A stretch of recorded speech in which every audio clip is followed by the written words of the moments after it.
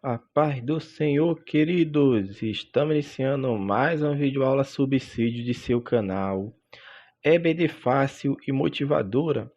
E na aula de hoje nós comentaremos a lição de número 4 das lições bíblicas adultos, que tem como título a estrutura da Bíblia, dando prosseguimento ao nosso estudo bíblico deste trimestre, ao qual estamos estudando a supremacia das Escrituras. O texto áureo encontra-se no livro de Lucas, capítulo 24, versículo 44. E disse-lhe: são estas as palavras que vos disse estando ainda convosco. Convinha que se cumprisse tudo o que de mim estava escrito na lei de Moisés, e nos profetas e nos salmos. Verdade prática. A Bíblia se divide em Antigo e Novo Testamento, totalizando 66 livros, divinamente inspirado. Toda ela é nossa única regra de fé e prática. A leitura bíblica em classe encontra-se no livro de Lucas, capítulo 24, dos versículos 44 ao versículo 49. Então vamos lá para mais um subsídio do seu canal EBD Fácil Motivadora, lição de número 4, lições bíblicas adultos, a estrutura da Bíblia. Então, meus amados irmãos, na aula passada nós estudamos sobre a inerrância da Bíblia e dando prosseguimento ao nosso estudo, hoje vamos estudar sobre a estrutura da Bíblia. Nós já falamos sobre a autoridade da Bíblia, nós já falamos sobre a inspiração da Bíblia, nós já falamos sobre a inerrância e a infalibilidade da Bíblia e hoje nós vamos entrar agora dentro da Bíblia para entender como ela é dividida, tanto o Antigo Testamento quanto o Novo Testamento. E hoje nós vamos também ver alguns dos critérios que foram usados para os livros, 66 livros que são considerados canônicos.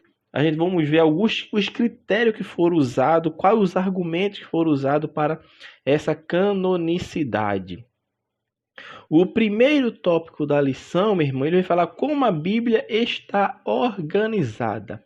Na aula 1 é interessante porque a gente falou, quando estava falando da autoridade da Bíblia, sobre esses argumentos, as evidências tanto interna quanto externa, a gente percebeu que a Bíblia foi escrita por aproximadamente 40 pessoas em um período de quase 1.600 anos, e mesmo assim a gente vai ver que ela é uníssona, ou seja, fala a mesma linguagem no sentido de apontar, tem o mesmo tema central. Por isso, a gente, quando vai estudar as Sagradas Escrituras de Deus, nós percebemos, meu irmão. Por isso falamos sobre autoridade, sobre inspiração, sobre inerrância. E hoje nós vamos falar sobre essa parte interessante que é como ela está organizada. E nesse primeiro momento, o autor da lição vem trazer algumas definições. E a primeira definição que ele traz é a definição do termo Bíblia, que é um vocábulo que é usado tanto no idioma grego quanto no idioma latim, e vai significar livros, Bíblia.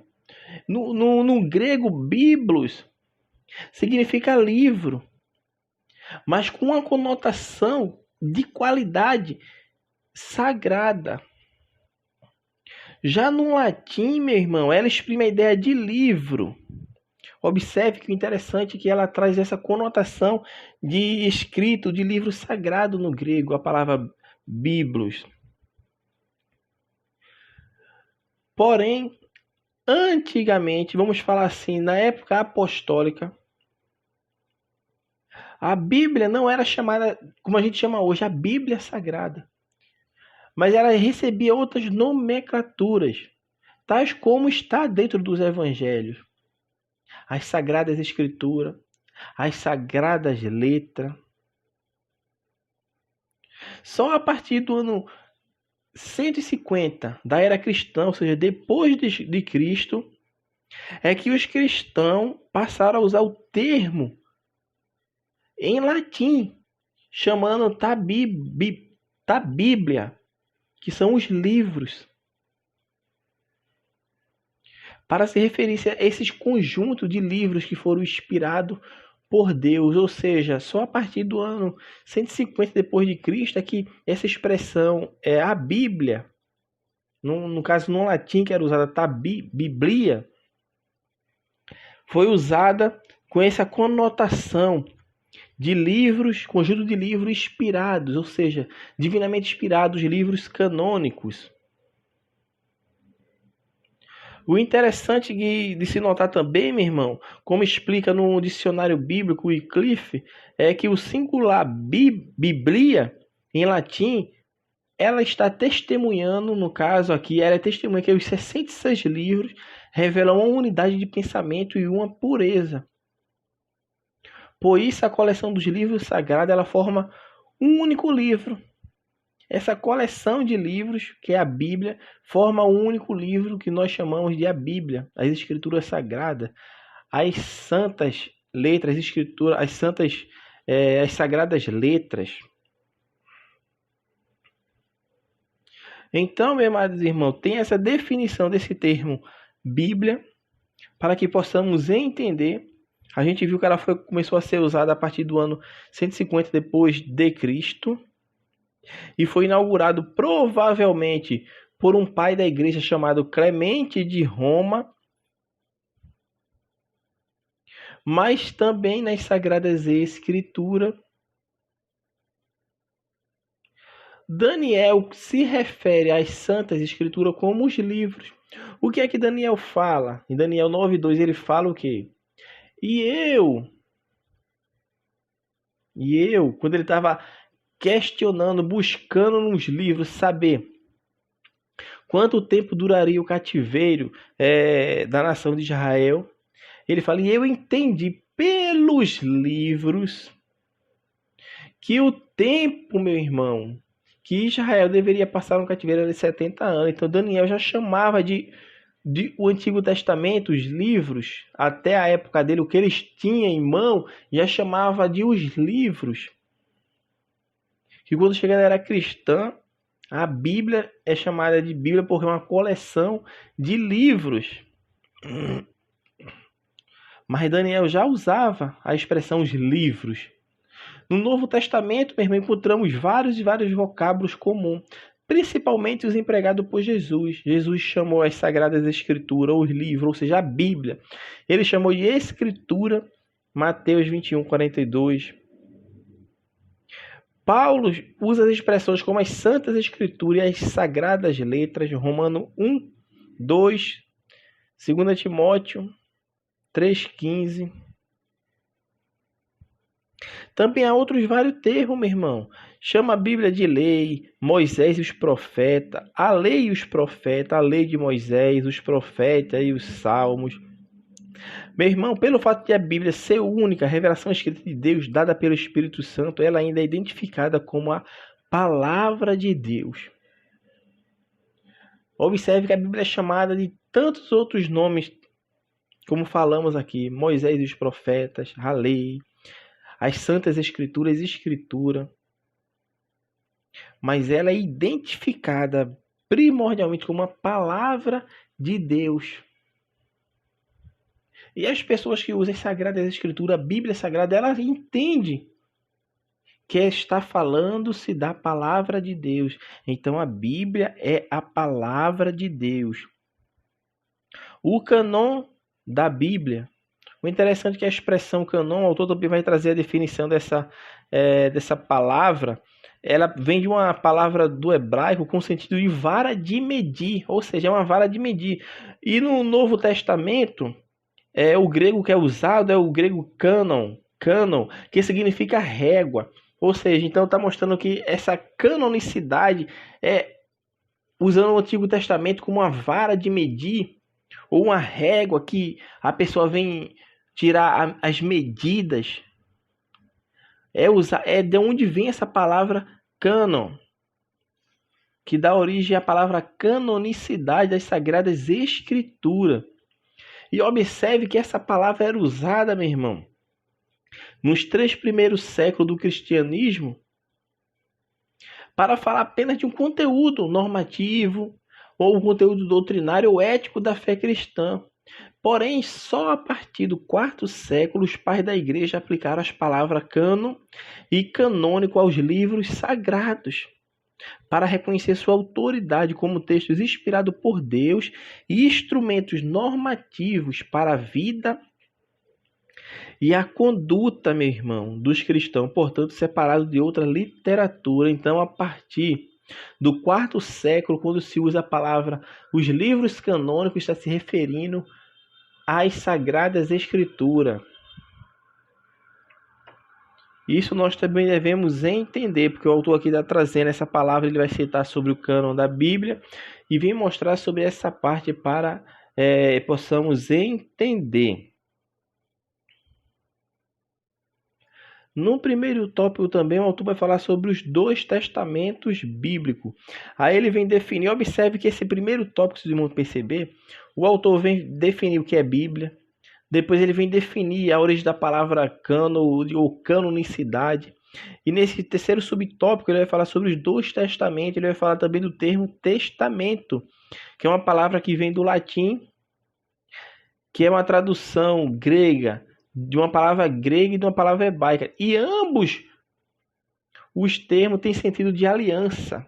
Ou seja, é uma aliança, é um pacto, um concerto de Deus com a humanidade. Observe que tem um dicionário, o dicionário Vini esclarece que no ato de fazer concerto, era habitual o sacrifício de uma vítima. O autor aos Hebreus revela que um testamento tem força onde houver morte. Por isso, os dois testamentos bíblicos foram consagrados com sangue, isso é claro. O Antigo Testamento, ou a Antiga Aliança, ou o Antigo Pacto, foi selado, meu irmão, com sangue de animais, foi consagrado com sangue de animais. Já o Segundo Testamento, a Segunda Aliança, foi com o próprio sangue de Cristo, o sangue do próprio Cristo. A expressão Antigo Testamento, meu irmão, ela foi inaugurada por Paulo. Paulo que fala sobre isso. Lá em 2 Coríntios, capítulo 3, versículo 14. E essa expressão paulina, na Almeida Revista Corrigida, chama de Velho Testamento. Já na Nova Almeida Atualizada, vai chamar de Antiga Aliança. Embora existam outras passagens similares que deixem vestígio de que está falando do Antiga Aliança, do Antigo Testamento, essa expressão só vai ocorrer aqui, em 2 Coríntios 3,14. E ela vai se referir justamente aos 39 livros canônicos dos judeus reconhecidos por Jesus como as Escrituras, ou seja, os livros do Antigo Testamento. E esses livros revelam que Deus estabeleceu uma aliança com Israel. Porém, a nação falhou em obedecer aos termos desse pacto. Por essa razão, o profeta Jeremias anunciou que um dia Deus estabeleceria uma aliança diferente. A aliança seria agora dentro do ser humano. Ou seja, Deus tiraria o coração de pedra e colocaria um coração de carne. E escreveria na tábua do seu coração as palavras dele. Então seria uma aliança agora superior do Antigo Testamento. Por quê? Porque o Antigo Testamento foi sombra das coisas que haveriam de vir acontecer. E hoje o ser humano tem o Espírito Santo em sua vida. Por quê? Porque fazemos parte dessa nova aliança, dessa nova dispensação que foi outorgada por Cristo, que é a dispensação da graça, ou seja, a dispensação do Espírito Santo na vida dos crentes.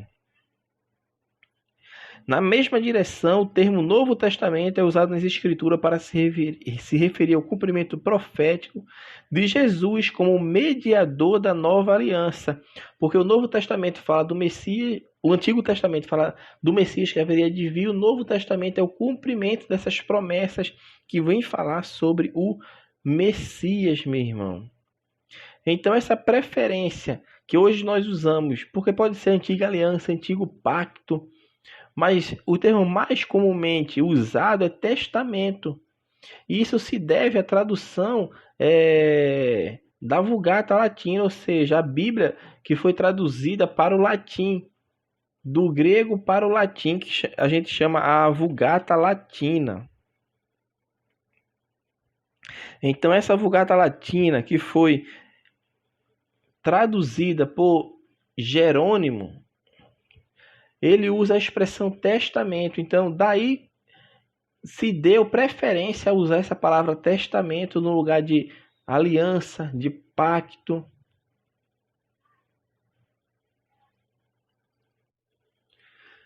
Já o segundo tópico da lição vai falar sobre o Antigo Testamento. Ele vai falar sobre essa divisão do Antigo Testamento. Observe que o autor vai mostrar a divisão. A gente tem os 39 livros do Antigo Testamento. A divisão que o judeu fez, ele fez em 3. É uma divisão tripartida, ou seja, dividiu os livros em lei, os profetas e os escritos, ou os salmos, no caso. E tem uma singularidade na Bíblia dos judeus, é que os livros de Samuel, 1º e 2º Samuel, é considerado um único livro, assim como Reis, como Crônicas. E devido a isto, quando vai fazer a contagem de quantos livros existem no Antigo Testamento, que na verdade existe nos escritos dos judeus ortodoxos, no caso que eles não aceitam o Novo Testamento, estamos falando apenas do Antigo. Quando vai fazer-se a conta, tem-se 24 livros na conta deles. 24 livros, mas isso não quer dizer que tem algum livro fora. Não, é porque ele juntou alguns livros, como eu falei para os irmãos. Como Samuel, Reis, Crônicas. Ele junta os livros, tipo Esdras e Neemias. Eles vão... E fazemos a soma desses livros na Bíblia do judeu, percebe que ele tem 24 livros, que são os 39 livros nossos. Que o nosso foi dividido em 4 partes. Nós dividimos a Bíblia, a nossa divisão protestante do Antigo Testamento é o Pentateuco, os livros históricos, os poéticos, os profetas maiores e os profetas menores. E dentre essa divisão, nós abarcamos todos os 39 livros, porque ele tem essa divisão de Samuel, de Reis, de Crônica. Os profetas menores, nós colocamos ele em 12 livros. Cada um é um livro, por isso dá 39 livros, enquanto o do judeu bate 24 livros. Com relação à canonicidade do Antigo Testamento, meus amados irmãos, quando vai ver qual o critério que é usado para considerar um livro canônico. Será que é a antiguidade do livro? Certamente não. Ou seja, quanto o livro for mais antigo, ele deve ser considerado mais canônico? Certamente não. Será que é porque ele foi escrito na língua hebraica? Também será? E se havia algum valor de cunho religioso? Tudo isso foi sugerido, meu irmão, para aceitar essa canonicidade, mas tudo isso foi rejeitado. Porque a conclusão da erudição bíblica é de que os livros canônicos foram divinamente revelados e que na sua boa providência Deus fez que seu povo reconhecesse e recebesse sua palavra. Então, nessa perspectiva, existem 3 fatores basilares na avaliação de um livro canônico. Então, existem 3 coisas, segundo o autor, que ortogam que um livro verdadeiramente ele tem a inspiração divina. Ele vai falar sobre o ser canônico. O primeiro ponto é a inspiração divina, o reconhecimento do povo de Deus e a preservação pelo povo de Deus, meu irmão. A inspiração divina ela fica clara quando o livro é inspirado pelo Espírito Santo, assim como os livros que são aceitos. Ou seja, os 39 livros da nossa Bíblia, do Antigo Testamento, eles são aceitos, porque isso é o que qualifica um livro para um lugar, no caso, no cânon do Antigo ou do Novo Testamento. Não é simplesmente o fato de ser antigo, informativo ou útil, e de fazer muito tempo que é lido e valorizado pelo povo de Deus. Não, não é por isso. Mas sim que tem autoridade de Deus para que o diz. Significa que o livro tinha de ser testado como divinamente inspirado por meio de provas irrefutáveis de sua veracidade. Então a inspiração divina, meu irmão, é um dos do tripé, um dos três pés, vamos falar assim, de ortogar um livro canônico, no caso, naquela época, porque hoje já foi fechado, né? O cânon já foi fechado. Mas nós estamos estudando aqui quais são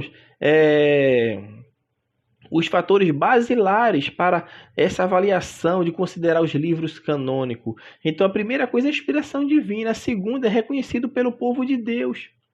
Porque o povo de Deus, principalmente os judeus, estamos falando do Antigo Testamento, atesta que se o livro era aceito como autêntico por seus leitores, então era autêntico. Em Êxodo 24:3, Daniel 9:2, todos esses textos nos mostram que era já reconhecido como escritura sagrada, os textos bíblicos do Antigo Testamento. Então tinha sim um reconhecimento do povo de Deus. Tinha. Norma Gagne fala que Deus dá autoridade divina a um livro e os homens de Deus o acatam.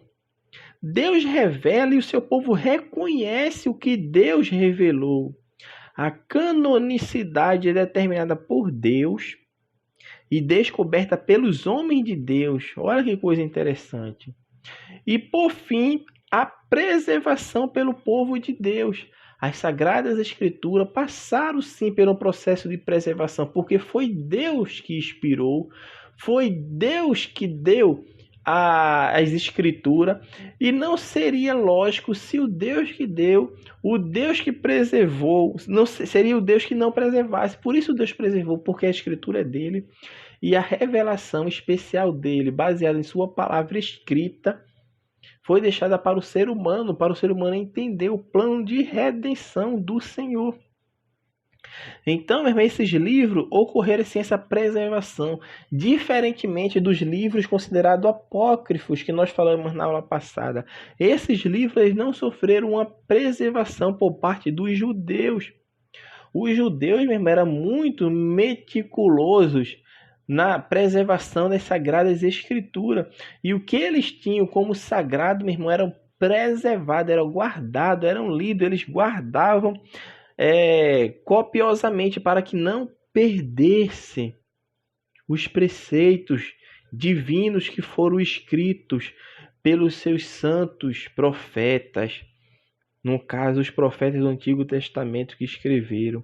Meu irmão, então nós devemos entender isso, que a canonicidade ela tem esses três fatores basilares: a inspiração divina, o reconhecimento do povo de Deus e a preservação pelo povo de Deus. Existem algumas particularidades no Antigo Testamento que eu vim falar. Dentre elas, nós podemos citar a língua original em que foi escrito o Antigo Testamento foi o hebraico, com algumas passagens escritas em aramaico.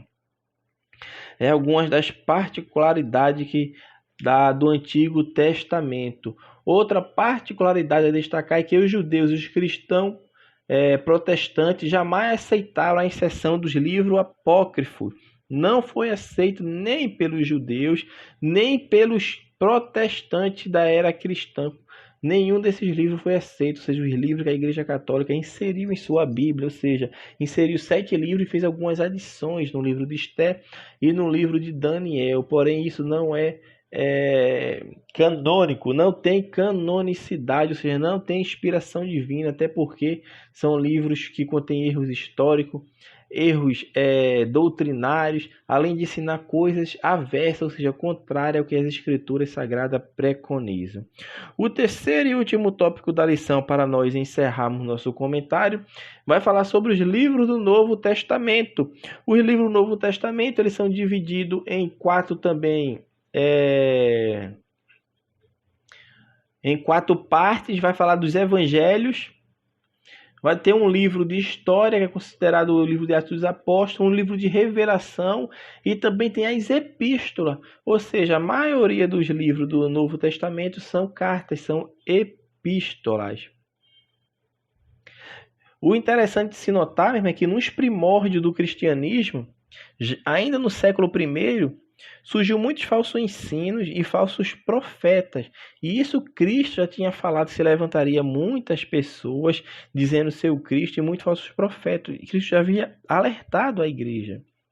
Durante os séculos II e III, diversos livros heréticos foram escritos e receberam o nome de livros espúrios, é o que nós estudamos na aula passada, que eram os pseudepígrafos e apócrifos. Muitos escritos surgiram, meu irmão, no século II e III depois de Cristo. E o conteúdo desses livros se resume em falsos ensinos, cheio de erros dos gnósticos, dos docéticos, dos ascéticos, acompanhado de desmedida, fantasiosa religiosa. Então, nós devemos ter cuidado com isso, porque só os 27 livros que nós temos nas nossas Sagradas Escrituras, que é esses que são listados, que são considerados, que foram autenticados e considerados canônicos pelos santos homens de Deus, usando novamente a frase do Norma Gagliardi que usou. Essa frase é interessante, porque Deus dá autoridade divina a um livro e os homens de Deus o acatam. Deus revela e seu povo reconhece o que o Senhor revelou. A canonicidade é determinada por Deus e descoberta pelo povo de Deus. Então, tudo tem origem em Deus. Por isso a Sagrada Escritura é inspirada, que ela vem de Deus para o ser humano. Já a canonicidade do Novo Testamento é utilizada os 3 fatores basilares do Antigo Testamento também para o Novo Testamento. Porque a Bíblia, meu irmão, no Novo Testamento oferece indiscutíveis provas de inspiração. Os apóstolos sempre reivindicaram que as palavras que eles escreviam não eram suas, mas as recebiam diretamente da Deus. Eles tinham isso. Percebe-se quando lemos. Paulo, escrevendo aos Coríntios, ele fala, se eu não me engano, é 2 Coríntios 14, 32, que ele fala que os mandamentos que eu vos escrevo são mandamentos do Senhor, ou seja, é Deus que inspirava. Então tem esse lado da inspiração divina, bem como o reconhecimento dos livros do Novo Testamento como fidedigno. Desde o início, os escritos falsos eles foram refutados pela igreja. Já os livros canônicos do Novo Testamento, não. Porque isso virou prática na igreja cristã, na liturgia da igreja cristã, a leitura desses livros considerados canônicos. Então é interessante que nós entendemos isso, porque em relação à conservação das escrituras, os primeiros cristãos adotaram a prática da leitura dos livros autorizados em suas reuniões e culto. E essa é uma tradição que foi herdada dos judeus. Observe só, porque o evangelho surgiu sim com os judeus também pregando e recebendo a palavra de Deus, expandindo o evangelho. E essa prática de estar sempre lendo as escrituras sagradas, ela também se aplicou agora aos escritos do Novo Testamento. Então, mediante tais fatos, meu irmão, atesta-se que desde o começo a igreja primitiva reconheceu e preservou os livros canônicos, alicerçadas sobre o fundamento dos apóstolos e dos profetas, como o apóstolo Paulo fala em Efésios 2, 20. Então, meu irmão, nós devemos compreender e entender que os fatores basilares para a canonicidade dos livros, tanto do Antigo Testamento quanto do Novo Testamento, segundo o autor, ele gira em torno da inspiração divina, reconhecimento do povo de Deus e conservação das Escrituras. Particularidade do Novo Testamento, a gente sabe que o Novo Testamento foi escrito majoritariamente em grego, no grego popular chamado grego koine, mas também tem algumas expressões em aramaico. E o autor dá exemplo sobre essas expressões, sobre abapai, a expressão aramaica. Outra também, Talita Cumi, é uma expressão também aramaica. Eloi, Eloi, lema sabachthani, quando Cristo falou, Deus meu, por que me desamparaste? Também é uma frase no idioma aramaico. Observe só que ele foi escrito totalmente em grego, tem algumas expressões perdidas. Já no Antigo Testamento existem textos que foram escritos em aramaico. Então nós devemos compreender que a Bíblia foi escrita por sua completude praticamente em 3 idiomas, ou 2 idiomas e um dialeto, em hebraico, o Antigo Testamento, e aramaico, e o Novo Testamento no grego. Outra particularidade também que o autor vai falar sobre essa particularidade do Novo Testamento é sobre alguns dos 7. Teve 7 livros do Novo Testamento que ele foram questionados quanto à sua canonicidade, isso no século IV. Por isso eles são chamados de antilegomena, ou seja, que é a Epístola aos Hebreus, a Tiago, a Judas, a segunda Epístola de Pedro, a segunda e terceira de João e o livro de Apocalipse. No caso, quem comenta sobre isso é Eusébio de Cesareia na História Eclesiástica, um livro que foi escrito ali por um pai da igreja. Mas o interessante de se notar é que foi questionado, e Norma Gasley vem falar sobre isso, que isso não significa que não haviam tido aceitação inicial por parte das comunidades cristãs primitivas, não. Porque o próprio Eusébio assegura que não eram espúrios, mas que, embora reconhecido por muitos, esses 7 livros estavam sendo contestados por outro. Aí Norma Gasley fala, nota que o problema básico a respeito da aceitação da maioria desses livros não era sua inspiração ou falta de inspiração, mas uma falta de comunicação entre o Oriente e o Ocidente a respeito de sua autoridade divina. Deste modo, assim que tais dúvidas foram dirimidas a partir do século V, esses livros deixaram de ser questionados. Então, meu irmão, o conjunto dos livros canônicos do Novo Testamento, ele sim foi escrito antes do término do primeiro século, porque o último livro, que foi Apocalipse, provavelmente foi escrito no ano 96 depois de Cristo, e assim foi encerrado o cânon. E os cristãos reconhecem apenas os 27 livros como inspirados. E outra curiosidade também é que no ano 1227, o Novo Testamento também ele foi dividido em versículos e também em capítulos. Na verdade, ele foi dividido em capítulos. No ano de 1227 foi dividido em capítulos e no ano de 1555 foi dividido também em versículos. E isso ajuda o que na memorização, para encontrar os versículos bíblicos, e tudo isso nos ajuda, meu irmão. Então, tudo isso deu uma forma, embora não seja inspirada essas divisões, mas deu uma forma, a estrutura da Bíblia Sagrada para que possamos ter facilidade no manuseio. Por isso, hoje nós temos a Bíblia, e é de fácil manuseio, porque ela não está em rolo e não está em forma cursiva, sem divisões em capítulos e versículos. Tudo isso veio para facilitar a vida do cristão, para encontrar os versículos, as passagens bíblicas em livro. Então, assim, nós estamos encerrando nosso comentário bíblico da lição de número 4 e falamos sobre a estrutura da Bíblia. Se os irmãos tiverem algum questionamento, alguma dúvida, alguma coisa a acrescentar, pode deixar nos seus comentários. Amém? Que Deus abençoe os irmãos e até a nossa próxima aula, se assim o Senhor permitir.